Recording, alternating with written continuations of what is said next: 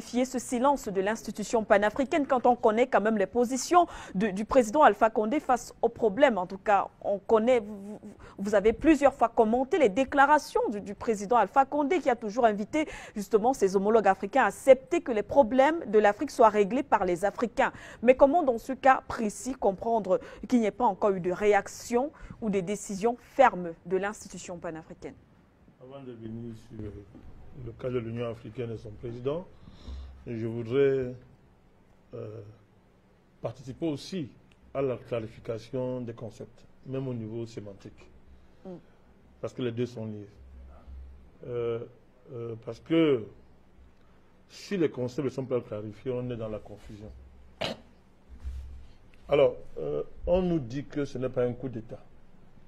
Et on le dit avec un manque d'humilité qui n'a rien d'intellectuel. On le dit avec une arrogance qui n'a rien d'intellectuel. Je voudrais continuer à croire que ce que je dis est peut-être ma pensée et n'est pas dans la pensée de notre ami Luc Michel. Apportons des arguments à la suite des autres pour démontrer qu'on a affaire à un coup d'État. Et moi, quand je prends une position, je ne demande pas l'avis d'un officiel guinéen, de Guinée équatoriale. Je prends position sur la base des éléments que j'ai et sur la base de mon intelligence. Le premier communiqué officiel de l'État de Guinée équatoriale, dès qu'il y a eu cet événement, parlait de quoi? Cette réaction existe encore. Le premier communiqué officiel de l'État guinéen de Guinée équatoriale, on parlait le consulter, on parlait le lire. Oui. Alors, on parlait de coup d'État manqué. Oui, oui. Est-ce qu'il faut rappeler ça? Deuxième chose, mais faisons un peu de sémantique. Dans le groupe de mots qu'on appelle coup d'État, il y a coup et État. Coup veut dire qu'une décharge plus ou moins puissante de force ou d'énergie, dirigée vers un objectif précis. Et État veut dire État. Donc coup d'État veut dire un coup porté contre un État. Tout à fait. En vue de quoi? De le détruire. Tout à fait. C'est ça le mot coup d'État. Et le fait que notre ami soit obligé de répéter le groupe de mots coup d'État qu'il ne veut pas utiliser pour désigner ce qui se passe en Guinée équatoriale, en dit long sur la têtutesse de ce qu'on a fait réellement à un coup d'État. Donc c'est un coup d'État. Si on dit, Manuela Seke, que nous avons affaire à des terroristes, alors la thèse de mercenaires au service d'une puissance étrangère, développée ici par tout le monde, y compris Luc Michel, ne tient plus debout. Et du coup, on ferme, on abat toutes nos langues et on s'éteint. Et on s'éteint. Plus grave. Est-ce que M. Bob Denard était un terroriste? C'était un mercenaire au service de la France. Et nous qualifions ces gens-là de mercenaires. Depuis que l'événement a eu lieu, nous les qualifions de mercenaires, à juste titre d'ailleurs. Bob Denard n'était pas un terroriste. Je comprends Bob Denard parce que c'est une figure. C'est une figure qui parle plus que tout dans le domaine. Bob Denard, ses activités n'étaient pas du terrorisme. Il ne faisait pas des invasions terroristes. Il faisait du mercenariat au service de la France.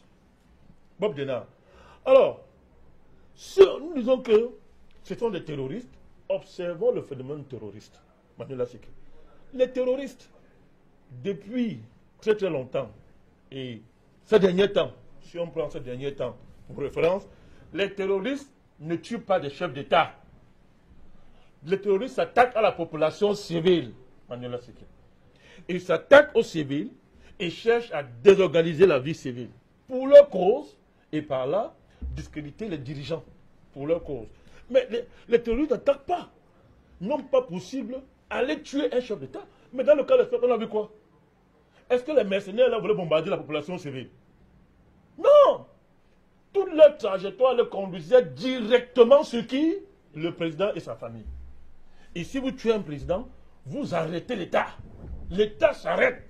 Le fonctionnement des institutions s'arrête. Ouais. Ça rejoint donc le mot, même au niveau étymologique, c'est un coup d'État. Vous donnez un coup à l'État. Donc, arrêtons des querelles qui ne servent à rien et soyons humbles. Quand on a dit ça, je reviens sur le silence de l'Union africaine. Ouais.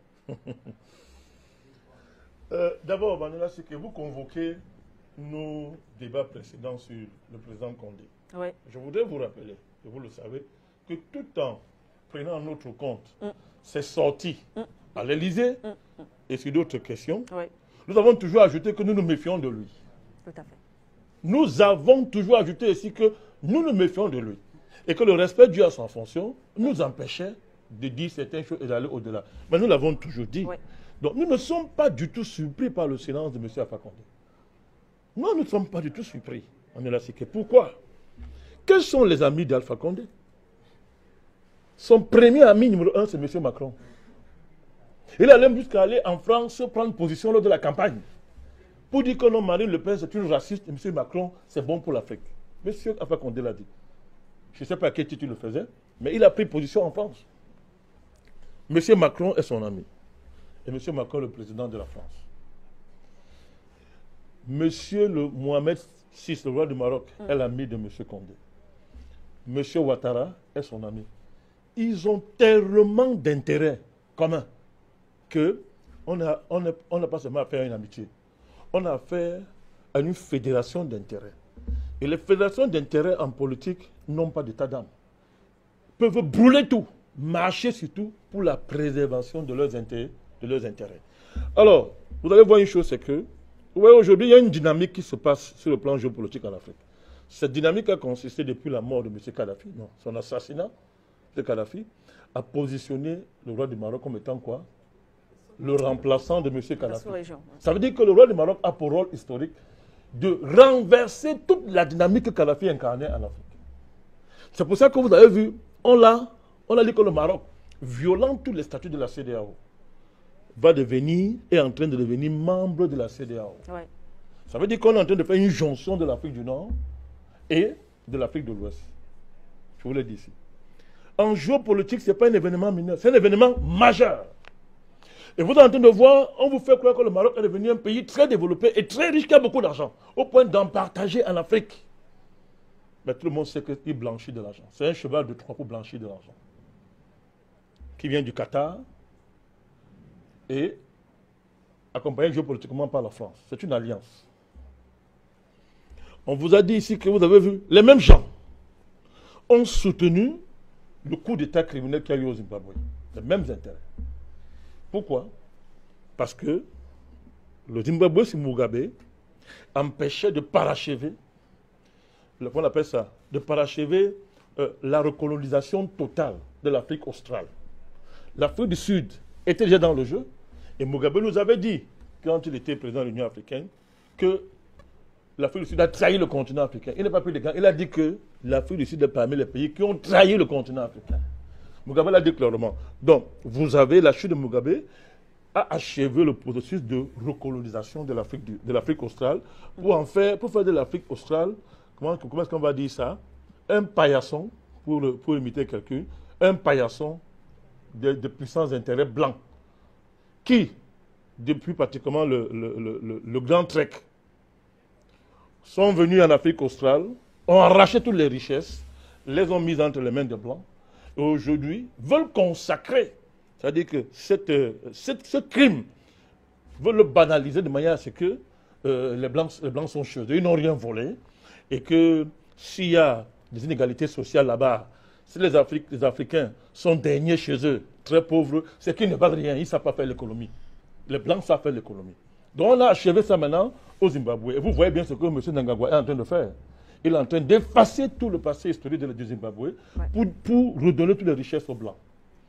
Alors quand vous voyez tout ça, vous croyez que ça va s'arrêter là? Ce projet doit se concrétiser seulement si l'Afrique centrale tombe. Et l'Afrique centrale, depuis, est debout et résiste. Pourquoi ne comprenez-vous donc pas que M. Alpha Condé, qui est de mèche avec la CEDEAO actuellement, autour de ce projet, se taisent, ne disent rien. Lorsque son patron, M. Macron, est à la tête du complot qui vise à déstabiliser la Guinée équatoriale, c'est-à-dire l'Afrique centrale. Pourquoi vous ne comprenez pas ça? Pourquoi c'est compliqué? Il ne peut pas parler. C'est l'ami des chocolatiers qui ont mis la Côte d'Ivoire à terre. Ce sont les mêmes gens. Il ne peut rien dire. Et si vous croyez que nous blaguons, je voudrais vous rappeler ici, lors des élections au Gabon, où ce pays a failli brûler, n'a-t-on pas attrapé M. Ouattara main dans le sac pour soutenir M. Jean-Pierre? Est-ce qu'on n'a pas attrapé main dans le sac? Et vous croyez que M. Ouattara se met des élections au Gabon, pourquoi? C'est pourquoi c'est pour s'amuser. C'est par rapport à ce projet. Tant que l'Afrique centrale n'est pas tombée, le projet géopolitique qu'il y a derrière la CEDEAO actuellement ne va pas réussir. Donc c'est une affaire de vie ou de mort sur le plan géopolitique. Soit la CEMAC tombe et rentre dans le jeu, soit c'est la CEDEAO qui va tomber. Et pour eux, c'est mortel. C'est-à-dire que c'est une affaire de vie ou de mort. Voilà pourquoi vous allez voir l'Union africaine, dirigée par M. Alpha Condé, se taire, alors qu'un État membre de l'Union africaine, et pas n'importe quel État, est en train d'être détruit. Il préfère se taire, parce que la destruction de la Guinée équatoriale correspond aux intérêts de ses amis et à ses intérêts à lui. Autre raison, c'est que M. Alpha Condé veut un prochain mandat. Il veut un prochain mandat. Et il a compris qu'il veut mieux donner des gages à ces gens-là, à M. Macron, à ses amis, pour avoir ce deuxième mandat. Pourquoi? Le troisième, merci. Le premier, il avait eu comment? Par M. Kouchner et les Sarkozy. De façon éhontée. Quelqu'un est parti de 20%, 19% au premier tour. Il a gagné l'élection. Dans un tribalisme, je ne veux même pas revenir dessus. Il a pris le pouvoir. Et il veut un troisième mandat. Il préfère donner les gages à ceux-là pour avoir son troisième mandat. Parce que lui, il est plus à l'Afrique de l'Ouest qu'à l'Afrique centrale. Donc, il n'est plus président de l'Union africaine, il s'en fout. L'Union africaine, c'est un titre pour consolider leurs intérêts. Alors, moi, l'autre silence qui m'impressionne, c'est le silence de notre ami, notre fils du Tchad. D'accord. Le président de la Commission africaine. J'avais dit ici que, par respect pour nos papas qui l'ont placé là, on préfère se taire. Mais ça ne peut pas continuer comme ça. C'est pas possible. Mais ce monsieur allait faire les grands discours à l'Union européenne, à Washington. Il fait les grands discours partout, il intervient. Mais bon sang, qu'est-ce qui empêche le président de la Commission de l'Union africaine de prendre une position officielle? Ce n'est pas une affaire de causer avec le représentant de la Guinée à l'Union africaine. Ça ne veut rien dire. Dans des dossiers comme ça, ce n'est pas une causerie entre M. Mahamat et le représentant de la Guinée. Ça ne veut rien dire. Cette causerie, on s'en fout, personne ne connaît. On attend une position officielle de l'Union africaine. Parce que l'Union africaine a des statuts, a une charte. Et dans le cas d'espèce, la charte est honteusement violée. Donc on attend que ce n'est pas une affaire qui regarde le président de la Commission de l'Union africaine et le représentant de la Guinée. Non, non, ça n'est pas ça. C'est une affaire qui regarde la raison d'être de l'Union africaine, les missions de l'Union africaine. C'est de ça qu'il s'agit. Et il me semble que même sur le plan même de la technique, même sur le plan administratif, même sur le plan du secrétariat simplement, il est garant de ça. Il n'a pas besoin de l'accord des chefs d'État pour ça. Ça rentre dans la droite ligne de ses missions. Donc, rien ne justifie le silence du président de la Commission de l'Union africaine. Rien ne justifie cela. Et les pays d'Afrique centrale, les populations d'Afrique centrale se demandent s'ils se sont trompés en portant leur choix sur sur Mahamat Fakir. On se demande si on s'est trompé. Je ne voudrais pas aller vite, mais la question devient lancinante, Manuel Afrique. Quand on voit qu'un pays comme la Guinée équatoriale, une sous-région est déstabilisée. Tout à l'heure, il a parlé du Cameroun. Mais l'Union africaine n'est pas en train de voir ce que le Cameroun subit depuis. Ils ne se sont jamais déplacés. Rien. Jamais. Vous parlez de silence. Avant ce coup d'État, Manuel, l'Union africaine n'est pas en train de voir ce que la Guinée équatoriale subit depuis.